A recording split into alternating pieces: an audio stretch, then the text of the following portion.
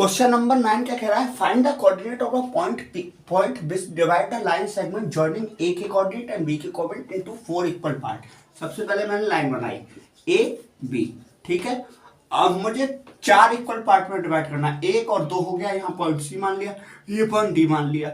अब 1 2 3 एक पॉइंट और मैंने मान लिया ए, तो 4 इक्वल पार्ट 1:1:1, ठीक है। अब यहाँ से लेके यहाँ तक 2 हो गया रेशियो, पहले मैं डी के निकालूंगा, यहाँ से रेशियो आ गया आपका 2, ठीक है।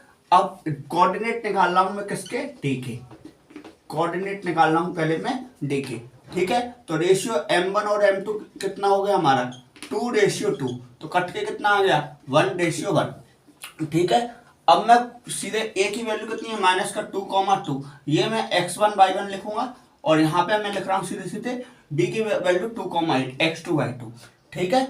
अब मैं मिड पॉइंट फॉर्मूला लगा रहा हूँ डी के लिए x1 प्लस x2 अपॉन 2 और y1 प्लस का y2 अपॉन में 2, ठीक है। -2 प्लस 2 अपॉन 2 तो 0 हो गया, ठीक है। अब 2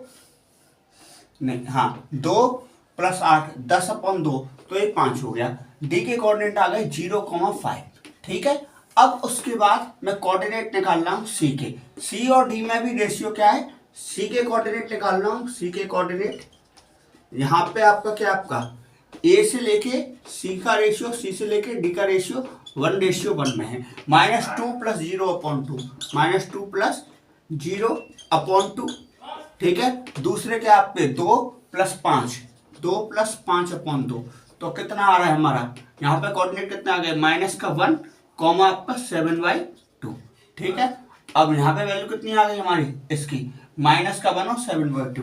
अब कोऑर्डिनेट में निकालना हूँ ए के, 0 प्लस 2 अपॉन 2, तो कितना आ रहा है हमारा पहला ई का कोऑर्डिनेट, दूसरा कोऑर्डिनेट 5 प्लस 8, आपका 5 प्लस 8 मतलब कितना हो गया 13/2, तो कोऑर्डिनेट कितना होगा 1,13/2।